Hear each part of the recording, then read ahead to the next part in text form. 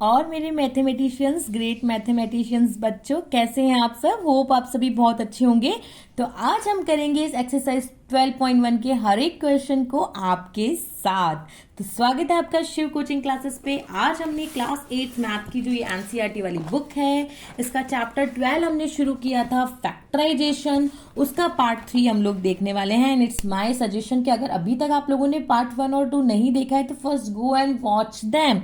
तो चलिए जल्दी से शुरू करते हैं पार्ट 3 एक्सरसाइज 12.1। फर्स्ट क्वेश्चन हमें बोल रहा है find the common factors of the given terms. हमें यहाँ पे कुछ टर्म्स दी हुई है, उनके कॉमन फैक्टर हमको निकालने हैं। तो चलिए करते हैं एक एक क्वेश्चन को आपके साथ।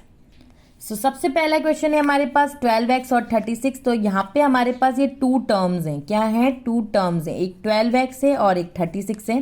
तो हम इनके फैक्टर्स निकालेंगे। देखिए मैंने आपको बताया था 12 के फैक्टर और 36 जो नेचुरल नंबर होता है उनके फैक्टर्स आप इस तरह से निकाल सकते हैं। शुरुआत हम हमेशा 2 से करते हैं कि जैसे मैंने 2 से जब 12 को डिवाइड दिया तो क्या आया 6। अब 6 भी 2 से डिवाइड होता है तो मैं 2 से ही दूंगी। 2 की टेबल में 6 आता है 3 बार, और 3 अब 3 तो 3 से ही जाएगा क्योंकि 3 प्राइम नंबर है। तो 3 की टेबल में 3 आता है 1 बार। ऐसा जब तक 1 नहीं आ जाता आपको करते रहना है। उसी तरह से हम 36 भी हमारे पास एक नंबर है, हमें जरूरत पड़ेगी, हम निकाल लेते हैं। हम 2 से शुरू करते हैं। 2 को जब 36 से डिवाइड दिया तो आया 18। फिर 2 को जब 18 से डिवाइड दिया तो आया 9। अब 9 तो 2 से डिवाइड जाएगा नहीं, तो अब हम बढ़ते हैं 3 की तरफ। 3 की टेबल में 9 आएगा 3 बार, और 3 की टेबल में 3 आएगा 1 बार। यानी कि मैं 12 को लिख सकती हूँ 2 इंटू 2 इंटू 3, और 36 को मैं लिख सकती हूँ 2 इंटू 2 इंटू 3 इंटू 3। इसको बोलते हैं ना prime factor form, prime number form, क्योंकि ये सारे के सारे इस नंबर को आपने प्राइम नंबर जो होते हैं ना उनके प्रोडक्ट की फॉर्म में लिख दिया। ठीक है, ये सारे आपके प्राइम नंबर, ये 2 3 2 3। ठीक है, तो 12 को आप क्या लिख देंगे 2 इंटू 2 इंटू 3, और यहाँ एक्स से ये मत भूल जाइएगा, तो यहाँ आ जाएगा एक्स। 36 को आप क्या लिख सकते हैं 2 इंटू 2 3 इंटू 3, 2 इंटू 2 3 इंटू 3। तो अब देखिए दोनों में कॉमन फैक्टर हमें निकालना है। ये हमने इसके फैक्टर तो निकाले, कॉमन क्या? एक तो हमारे पास 2 कॉमन है, फिर एक और हमारे पास 2 कॉमन है, और एक और हमारे पास 3 कॉमन है। सो हमें कुछ नहीं करना, जो भी हमारे पास कॉमन फैक्टर आए हैं उनमें को हम बाहर निकालेंगे। इन 2 में से 1 2 बाहर निकाल लिया, इन 2 में से 1 2 बाहर निकाल लिया, और इन 3 में से 1 3 बाहर निकाल लिया। तो 2 2 ज़ा 4, 4 3 ज़ा 12। तो इन दोनों में से जो कॉमन फैक्टर है वो आ जाएगा हमारे पास 12। चलिए बढ़ते हैं नेक्स्ट क्वेश्चन की तरफ। एक है हमारे पास 2y और एक है हमारे पास 22xy। 2y को तो मैं लिख दूंगी 2 इंटू वाई, लेकिन जब मैं 22 के इस तरह से प्राइम फैक्टर करूंगी तो पहले 2 से शुरू किया, 2 को 22 से डिवाइड देंगे तो 11। अब 11 तो प्राइम नंबर है भाई, वो सिर्फ खुद की टेबल में आता है और किसी की टेबल में नहीं आता। तो मैं बीच के किसी टेबल में अपना टाइम वेस्ट नहीं करूंगी, इसको सीधा डिवाइड दूंगी 11 से। तो 11 को 11 की टेबल में आता है 1 बार। तो मैं 22 को लिख सकती हूँ 2 इंटू 11। क्या लिख दूंगी 2 इंटू 11, और एक्स वाई है इसको लिखना मत भूलिएगा, तो ये हो जाएगा एक्स इंटू वाई। अब इन दोनों में जो कॉमन आ रहा है, एक तो आ रहा है 2, एक आ रहा है मेरे पास y। तो मैंने दोनों में से कॉमन ले लिया 2y, इन दोनों का 2 एक 2 ले लिया, इन दोनों y में से y। तो ये हमारा हो गया इसका कॉमन फैक्टर। नेक्स्ट क्वेश्चन है हमारे पास 14pq। क्या है 14pq, और एक है 28p स्क्वायर q स्क्वायर। ठीक है, अब हम सबसे पहले 14 के फैक्टर करेंगे। चलिए करते हैं, 2 से शुरू करते हैं। 2 की टेबल में 14 7 बार। अब 7 तो 7 की टेबल में ही आता है, 7 को 7 से डिवाइड दिया 1, यानी 14 को मैं लिख सकती हूँ 2 इंटू 7। उसी तरह से मैंने 28 को किया, 2 से शुरू किया। 2 की टेबल में 22 को जब 28 से डिवाइड देंगे तो आएगा 14, फिर 2 को 14 से डिवाइड देंगे तो आएगा 7। अब 7 तो 7 की टेबल में ही आता है, तो मैं 14 को लिख दूंगी 2 इंटू 7, और पी क्यू है उसकी जगह में लिख दूंगी p इंटू क्यू। ठीक है, उसके बाद 28p स्क्वायर क्यू स्क्वायर है ना, तो 28 को मैं लिख सकती हूँ 2 इंटू 2 इंटू 7। पी स्क्वायर का मतलब हो गया बच्चों p 2 बार, और क्यू स्क्वायर का मतलब हो गया q 2 बार। ठीक है, अब देखिए ये पूरा एक है और ये पूरा एक, कंफ्यूज मत होइएगा। मैं इसको दूसरे पेज पे उतार देती हूँ। ये देखिए मैंने एज इट इज 14pq के जो फैक्टर थे उनको यहाँ उतार दिया, और 28p स्क्वायर क्यू स्क्वायर के जो थे उनको यहाँ उतार लिया। अब खुला खुला आपको दिख रहा है। तो देखिए इन दोनों में से कॉमन आ रहा है, एक तो 2 कॉमन आ रहा है, एक आपका 7 कॉमन आ रहा है, एक आपका p कॉमन आ रहा है, और एक आपका q कॉमन आ रहा है। यानी आपके जो कॉमन आ रहे हैं 2 into 7 into p into Q. दोनों में से एक 2, दोनों में से एक 7, दोनों में से एक p और दोनों में से एक q। उसके अलावा और कुछ भी कॉमन नहीं आ रहा है।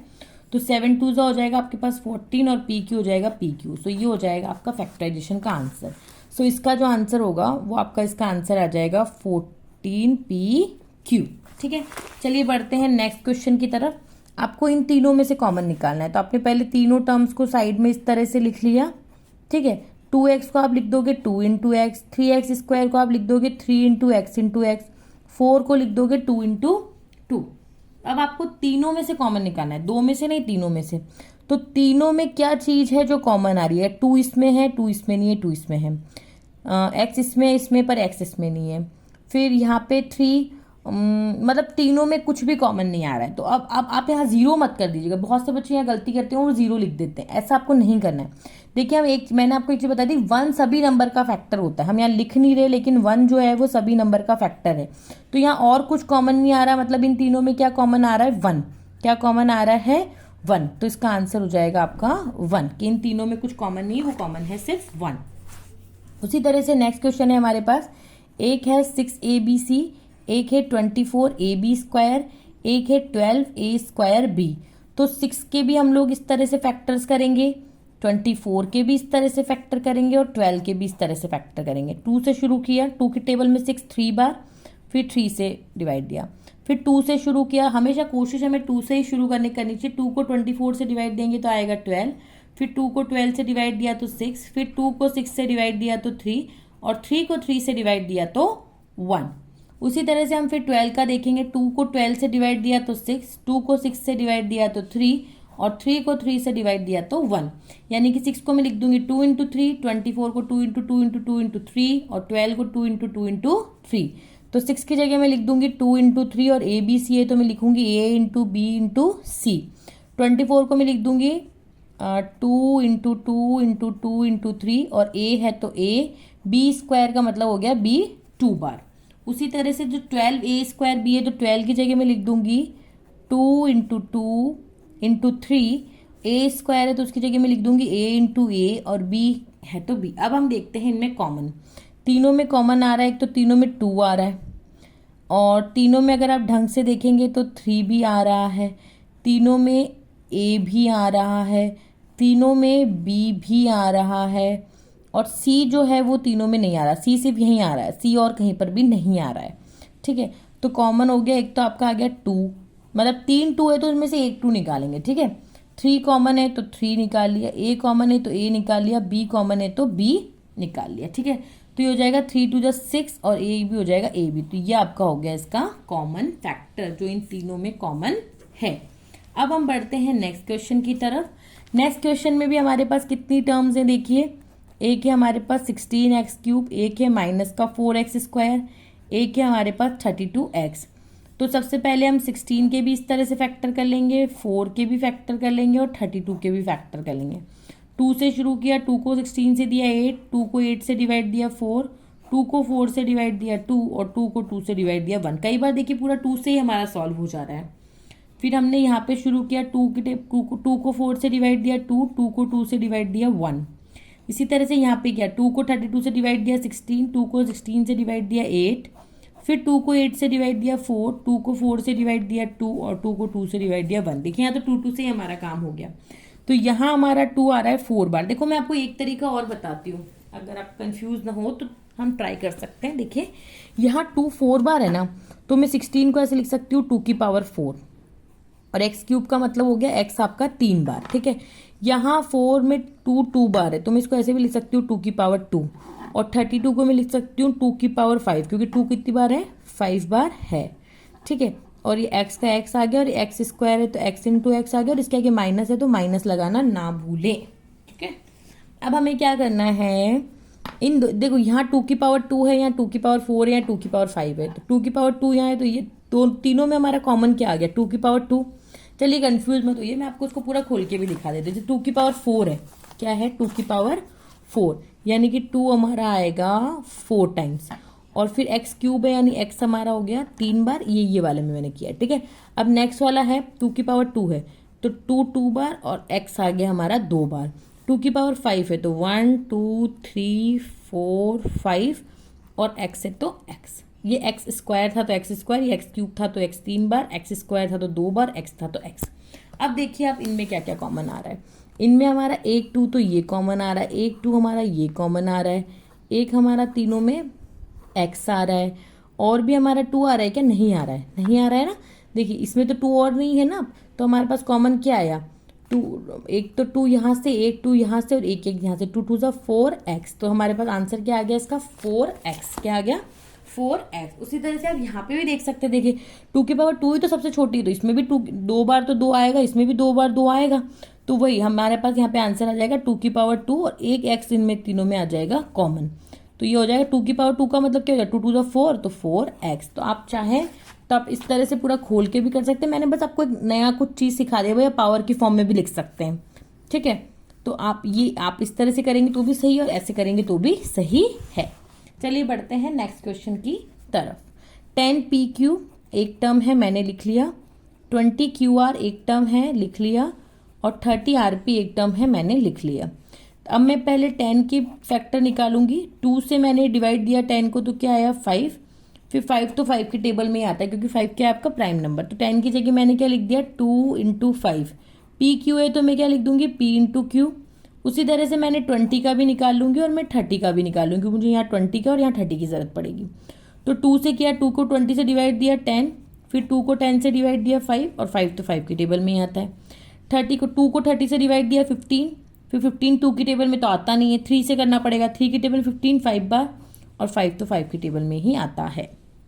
20 की जगह मैं लिख सकती हूँ 2 × 2 × 5। क्या लिख दूंगी? 2 × 2 × 5। और QR है उसकी जगह मैं लिख दूंगी Q × R। उसी तरह से 30 है तो उसकी जगह मैं लिख दूंगी 2 × 3 × 5। क्या लिख दूंगी? 2 × 3 × 5। और RP है तो उसकी जगह मैं लिख दूंगी R × P। तीनों में क्या कॉमन आ रहा है? 2 कॉमन आ रहा है। तीनों में मेरे पास 5 कॉमन आ रहा है। क्या P तीनों में आ रहा है? नहीं। क्या Q तीनों में आ रहा है? नहीं, नहीं आ रहा है तीनों में। इट मीन्स हमारे पास जो कॉमन आएगा, एक तो हमारे पास आ जाएगा 2 बाहर और एक आ जाएगा 5। तो 5 2 सा हो जाएगा 10। तो इन तीनों में जो कॉमन फैक्टर है वो है हमारे पास 10। तो इसी तरह से आप भी इन क्वेश्चंस का स्क्रीनशॉट ले सकते हो और खुद से वापस से प्रैक्टिस कर सकते हैं। इसका एक और क्वेश्चन है हमारे पास। इसमें भी हमारे पास कितनी टर्म्स है? इसमें हमारे पास कितनी टर्म्स है? 3। तो हमने तीनों टर्म्स को पहले अलग अलग इस तरह से लिख लिया। ये देखिए बहुत इजी है। इतने क्वेश्चंस करने के बाद आपको अच्छे से समझ में आ रहा होगा। अब यहाँ 3 है, यहाँ 10 है, 6 है, तो 3 तो खुद प्राइम नंबर है तो हम 3 लिख देंगे। एक्स स्क्वायर का मतलब क्या हो गया? x 2 बार। y क्यूब यानी कि y की पावर 3 यानी y 3 बार। अब मैं 10 और 6 के भी इस तरह से प्राइम फैक्टर कर लेती हूँ, क्योंकि मुझे 10 और 6 के चाहिए। 2 से शुरू करेंगे, 2 को 10 से डिवाइड देंगे 5, फिर 5 तो 5 की टेबल में ही आता है। 2 को 6 से डिवाइड दिया, 2 की टेबल में 6 3 बार और 3 की टेबल में 3 1 बार। जब तक यहाँ 1 नहीं आ जाते हम लोग ऐसे करते रहते हैं। तो मैं 10 को क्या लिख सकती हूँ? 2 × 5, और 6 को मैं क्या लिख सकती हूँ? 2 × 3। तो 10 को मैंने लिख दिया 2 × 5 और 6 को मैंने लिख दिया 2 × 3। एक्स क्यूब का मतलब x हो गया आपका 3 टाइम्स, और वाई स्क्वायर का मतलब y हो गया आपका 2 टाइम्स।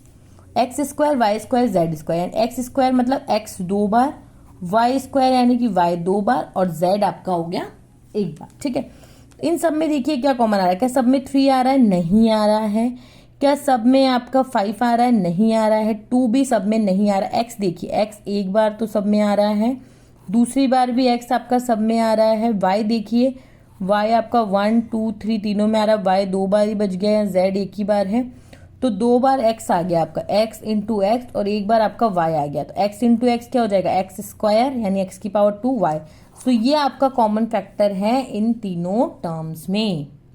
देखिए अब ढंग से देखिए, हमने एक y को मिस कर दिया। आप ये मिस्टेक आप भी कर सकते हैं। देखिए अगर मैं देखूँ तो एक y यहाँ पे ये रहा, एक y यहाँ पे ये रहा, एक y यहाँ पे ये रहा, तो तीनों में एक एक y और आ रहा है ना, तो हम एक y और बाहर ले लेंगे। तो y भी 2 बार है तो ये हो जाएगा y स्क्वायर। देखिए आपका छोटी सी मिस्टेक आपका पूरे आंसर को गलत कर सकती है, आपके मार्क्स को डिडक्ट करवा सकती है। तो आपको ये बहुत अच्छे से करना है, देखना है कहीं और कुछ कॉमन तो नहीं बच रहा है। जब आप बिल्कुल कंफर्म हो जाए उसके बाद ही आपको आपका आंसर लिखना है। आपको 1-2 सेकंड और ज़्यादा देना है, बट आंसर गलत नहीं करना है, क्योंकि आता आपको सब कुछ है, बट हड़बड़ी में या बहुत ज़्यादा जल्दी में आप लोग क्वेश्चन को गलत कर देते हैं। तो ये हमारा क्वेश्चन 1 तो कंप्लीट हुआ। चलो देखते हैं नेक्स्ट क्वेश्चन 2। तो क्वेश्चन 2 हमें क्या बोल रहा है? फैक्टराइज। क्या बोल रहा है? फैक्टराइज द फॉलोइंग एक्सप्रेशन, कि आपको यहाँ पे कुछ एक्सप्रेशन दे रखे हैं, आपको इनको फैक्टराइज करना है। फैक्टराइज का मतलब इनको फैक्टर्स निकालने हैं। हमने पार्ट 1 और 2 में पढ़ा था। चलिए अब एक एक क्वेश्चन को, इनको भी हम लोग अच्छे से देखते हैं। पहले वाले क्वेश्चंस में तो सिर्फ हमें कॉमन फैक्टर्स निकालने थे, बट यहाँ हमें फैक्टराइज करना है। कंफ्यूज नहीं होना है आपको। अब देख कैसे करते हैं, चलिए शुरू करते हैं। आप भी मेरे साथ कीजिए। 7x और 42 पूरा एक ये एक एक्सप्रेशन है हमारे पास। इस पूरे एक्सप्रेशन में हमारे पास दो टर्म्स है, एक 7x है और एक 42 है। तो सबसे पहले हम इनके फैक्टर कर लेते हैं। 7x को लिख सकते हैं 7 इंटू एक्स। 42 को हम यहाँ फैक्टर करके देखते हैं। 2 से जब हम 42 को डिवाइड देंगे तो आएगा 21। फिर 21 2 से तो डिवाइड नहीं जाएगा, 3 से जाएगा। 3 की टेबल में 21 आता है 7 बार, और 7 की टेबल में तो 7 1 बार ही आता है। तो अब 42 की जगह हम लिख सकते हैं 2 into 3 into 7, 2 into 3 into 7, 2 into 3 into 7। अब आप देखिए इन दोनों में आपके पास क्या कॉमन आ रहा है, 7 कॉमन आ रहा है। ठीक है, मैंने 7 को बाहर लिख दिया, इस तरह से ब्रैकेट लगाया। अब 7x की जगह मेरे पास सिर्फ क्या बच गया है, x। यहाँ माइनस था तो माइनस, और 42 की जगह मेरे पास क्या बच गया, 2 3 ज़ा 6। तो ये हो गए आपके इसके फैक्टराइजेशन। ये आपने फैक्टराइज कर दिया। अब आप इसको और ढंग से समझने चाहे तो इसके दो फैक्टर, एक तो 7 है और एक x माइनस 6 है। जब इन दोनों फैक्टर्स को आप मल्टीप्लाई करोगे तो आपको ये एक्सप्रेशन मिल जाएगा।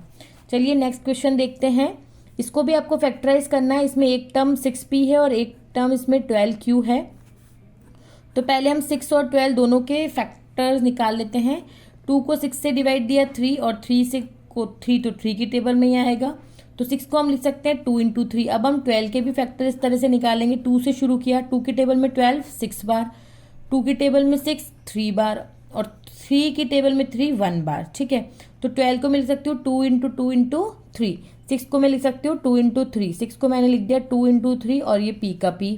12 को मैंने लिख दिया 2 इंटू 3, और ये q है तो मैंने लिख दिया q।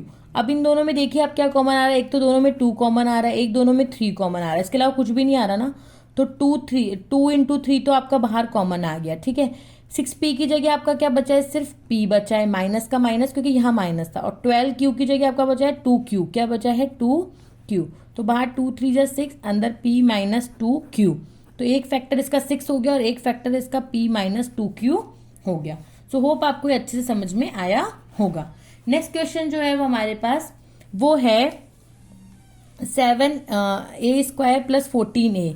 तो ये लीजिए 7a स्क्वायर और एक हो गया आपके पास 14a। तो 7a स्क्वायर को तो आप लिख देंगे 7a इंटू a। 14 के जब आप फैक्टर्स निकालेंगे तो इधर साइड में हम 14 के फैक्टर निकालते हैं। 2 से किया, 2 की टेबल में 14 7 बार, और 7 की टेबल में 7 1 बार। तो 14 को मैं लिख सकती हूँ 2 इंटू 7। क्या लिखूंगी 2 इंटू 7। 14a है तो a यहाँ आ जाएगा। दोनों में कॉमन आ रहा है 7 और दोनों में कॉमन आ रहा है a। तो मैंने 7a को बाहर लिख दिया। 7a स्क्वायर की जगह बचा है सिर्फ a, बीच में प्लस है तो प्लस, और 14a की जगह मेरे पास सिर्फ बचा है 2। तो ये इसके हो गए फैक्टर। एक फैक्टर हो गया इसका 7a और एक फैक्टर हो गया इसका a प्लस 2, और ये इसका फैक्टराइजेशन करके हो गया आंसर। नेक्स्ट क्वेश्चन है हमारे पास माइनस का 16z। तो हमने एक टर्म लिख दिया माइनस का 16z, और एक है 20 का z क्यूब। तो हम यहाँ पे पहले 16 के भी फैक्टर निकालेंगे और 20 के भी फैक्टर निकालेंगे। 2 से 16 को किया तो 8, फिर 2 से 8 को डिवाइड दिया तो 4, फिर इसको इससे डिवाइड दिया, तो इस तरह से हमारे पास फैक्टर आ गए। 16 को हम लिख सकते हैं 2 को 4 बार।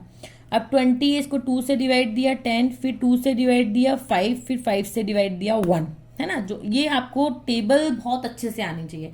अगर आपको टेबल्स बहुत अच्छे से लर्न है, प्रैक्टिस है, तो ये आप फैक्टर्स बहुत अच्छे से फास्ट कर पाएंगे। और मैथ्स है ना बेटा, हलवा नहीं है, प्रैक्टिस से ही आता है। ठीक है, तो जितनी ज़्यादा आप प्रैक्टिस करेंगे उतनी ज़्यादा मैथ्स आपको आएगी। So practice makes a man perfect. ये मैथ्स के लिए तो बिल्कुल सुटेबल बैठता है। ठीक है, तो अब आपको 16 की जगह लिखना है 2 इंटू 2 इंटू 2, यानी 16 आप 16 की जगह लिख सकते हैं 2 इंटू 2 इंटू 2 इंटू 2। बच्चे क्या करते हैं, माइनस को 4 बार लगा देंगे। नहीं, माइनस को तो एक ही बार लगाना है, माइनस एक ही बार है।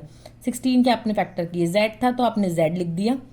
अब कई बार एग्जाम में आप क्या करते हैं 2 और z को एक जैसा लिख देते हैं, तो समझ ही नहीं आता, आपको खुद को समझने नहीं आता। तो आपको बहुत प्रॉपर हर एक चीज को लिखना है। 20 को आप लिख देंगे 2 into 2 into 5, 2 into 2 into 5। z cube का मतलब हो गया कि z आपका 3 बार है। दोनों में से क्या कॉमन आ रहा है, एक तो 2 कॉमन आ रहा है आपका, और क्या कॉमन आ रहा है, z कॉमन आ रहा है। इसके अलावा और कुछ कॉमन आ रहा है नहीं, कुछ भी कॉमन नहीं आ रहा है। अब इसके लिए हमारे पास स्पेस नहीं बची है, वेट। चलिए इसको हम यहाँ सॉल्व कर लेते हैं। अब आपके पास क्या बचा है यहाँ पे, दोनों में से 2z कॉमन आ गया, तो मैंने 2z को लिख दिया बाहर।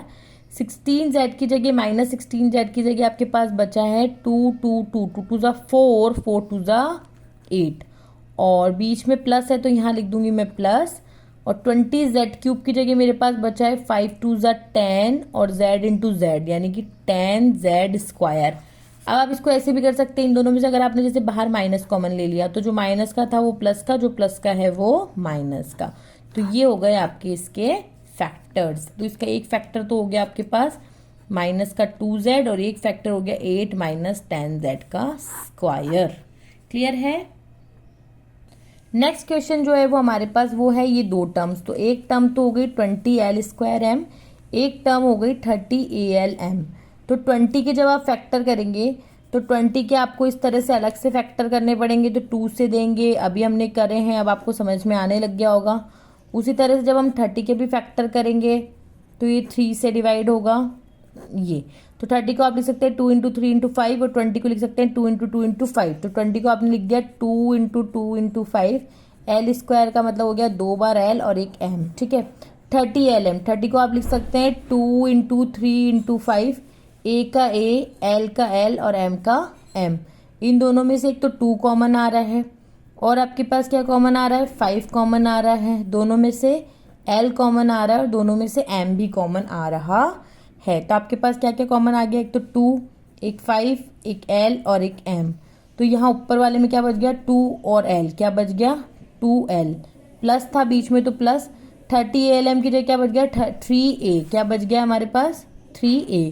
तो बाहर हो गया 5 2 ज़ा 10, 10lm 2l प्लस 3a। तो एक फैक्टर तो हो गया उसका 10, एक हो गया l, एक हो गया m, और एक हो गया 2l प्लस 3a, क्योंकि 10lm के बीच में क्या है, 10 अलग है, l अलग है और m अलग है। चलिए देखते हैं नेक्स्ट क्वेश्चन। नेक्स्ट क्वेश्चन है हमारे पास 5x² और ये तो हमने 5x² को अलग लिख लिया और 15xy² को अलग लिख लिया। 5x² का हो जाएगा 5 into x into x into Y, और 15 का हो जाएगा, अभी हमने पहले भी देखा था 3 इंटू 5, एक्स है तो एक्स और y² है तो y 2 बार। अब दोनों में एक तो 5 कॉमन आ रहा है, दोनों में x भी कॉमन आ रहा है, और दोनों में हमारे पास y भी कॉमन आ रहा है। तो हमारे पास कॉमन आ गया 5xy, ठीक है। यहाँ क्या बच गया हमारे पास, x बीच में माइनस है तो यहाँ पे भी माइनस लगेगा, और 15x² की जगह हमारे पास बच गया है 3y, क्या बच गया है 3y। तो इसके जो फैक्टर हो गया एक 5, एक x, एक y, एक हो गया x माइनस 3y, ठीक है। तो ये तो हमारा फैक्टराइजेशन हुआ, और ये हमारे इसके अलग अलग फैक्टर्स अगर आप देखना चाहें तो वो ये होंगे इस पूरे एक्सप्रेशन के। नेक्स्ट क्वेश्चन है हमारे पास 10a²। तो ये 10a², एक है हमारे पास माइनस का 15b², एक है हमारे पास 20c²। 10 को मैं लिख पाऊंगी 2 इंटू 5, a² का मतलब हो गया a इंटू a। 15 को मैं लिख पाऊंगी, तो अभी तक आप समझ चुके होंगे मैं इसी तरह से करके फैक्टर्स निकाल रही हूँ, तो मैं वीडियो को ज़्यादा लंबा नहीं करना चाहती। अब हमें समझ में आ गया तो हम फास्ट फास्ट कर सकते हैं क्वेश्चंस को। माइनस आ गए तो एक बार माइनस लगेगा, b² का मतलब हो गया b इंटू b, और 20 को हम लिख सकते हैं, 20 का भी हमने फैक्टर निकाला था 2 इंटू 2 इंटू 5, क्या लिख सकते हैं 2 इंटू 2 इंटू 5। c² का मतलब हो गया c इंटू c। तीनों में जो हमारे पास कॉमन आ रहा है, क्या तीनों में 2 आ रहा है, नहीं आ रहा है। तीनों में 3 आ रहा है, नहीं आ रहा है। जो 5 है वो हमारे पास तीनों में आ रहा है, इसके अलावा और कुछ भी कॉमन नहीं आ रहा है। तो सब में से हमने कॉमन ले लिया बाहर 5, तो यहाँ बच गया 2 इंटू a यानी कि 2a², माइनस है तो माइनस। 15b² की जगह हमारे पास बच जाएगा 3b², क्या बच जाएगा 3b², और 20c², यहाँ प्लस है तो प्लस लिख दिया। 20c² की जगह हमारे पास क्या बचा, 2 2 ज़ा 4 और c इंटू c², तो 4c²। So this is your answer. यहाँ जो हमारे फैक्टर होंगे एक 5 होगा और एक पूरा ये एक्सप्रेशन होगा। नेक्स्ट क्वेश्चन है हमारे पास, एक है माइनस का 4a², एक है हमारे पास 4ab और एक है 4ca। इसको हम लिख सकते हैं 2 इंटू 2a इंटू a, ठीक है। 4ab को हम लिख देंगे 2 इंटू 2a इंटू b, ठीक है। और ca को हम क्या लिख देंगे, ca को 4ca को हम लिख देंगे 2 इंटू 2 और c इंटू a, ठीक है। यहाँ माइनस है तो माइनस, यहाँ माइनस है तो माइनस। अब इन तीनों में हमारे पास कॉमन आ रहा है 2, इन तीनों में भी हमारे पास क्या कॉमन आ रहा है 2, और इन तीनों में हमारे पास कॉमन आ रहा है a। इसके अलावा हमारे पास और कुछ भी कॉमन नहीं आ रहा है। तो एक 2 बाहर आया, इसमें से एक 2 बाहर आया, इसमें से एक ये बाहर आया, यहाँ बचा सिर्फ a। तो यहाँ आगे माइनस है तो हम ऐसे माइनस a लगाएंगे, ठीक है, माइनस a। 4ab की जगह हमारे पास बचा है सिर्फ b बचा है, और 4ca की जगह सिर्फ हमारे पास माइनस का c बचा है। तो आप लिख देंगे 2 2 ज़ा 4a, और अंदर बचा है minus a plus b minus c। आप इसको ऐसे भी कर सकते हैं, अगर आपने सब में से बाहर माइनस कॉमन ले लिया तो जो माइनस का है वो प्लस का, जो प्लस का है वो माइनस का, जो माइनस का है वो प्लस का। So this is your answer. तो इसके फैक्टर हो जाएगा एक -4, एक आपका a हो जाएगा और एक हो जाएगा a minus B plus C. Next last question है, सेकंड क्वेश्चन का जो लास्ट क्वेश्चन, अभी हमारे पास 2 क्वेश्चन और बचे हैं। तो एक क्वेश्चन है हमारे पास ये, तो इन तीनों को हम लोग करेंगे। एक है एक्स स्क्वायर वाई जेड, एक है एक्स वाई स्क्वायर जेड, एक है एक्स वाई जेड स्क्वायर। तो एक्स स्क्वायर वाई का मतलब हो गया X into X, Y into Z, है ना, और एक्स वाई स्क्वायर जेड का मतलब हो गया एक्स वाई इंटू वाई, और ये हो गया आपका z. X Y Z square यानी x into y Z square, यानी जेड आएगा आपका 2 बार। अब देखिए यहाँ ढंग से कॉमन लीजिएगा, कई बार हम मिस्टेक कर देते हैं। एक्स एक्स है तीनों में, ठीक है, तीनों में हमारे पास वाई वाई भी हो सकता है, दोबारा भी कोई कॉमन आ रहा है, और तीनों में हमारे पास जेड जेड भी है। इसके अलावा और कुछ भी कॉमन नहीं है, तो हमारे पास कॉमन आ गया एक्स वाई जेड। तो यहाँ बचा है सिर्फ एक्स, सबके भी में प्लस है तो ये plus, X square Y square Z की जगह बचा है वाई प्लस, यहाँ प्लस है तो, और यहाँ बचा है जेड।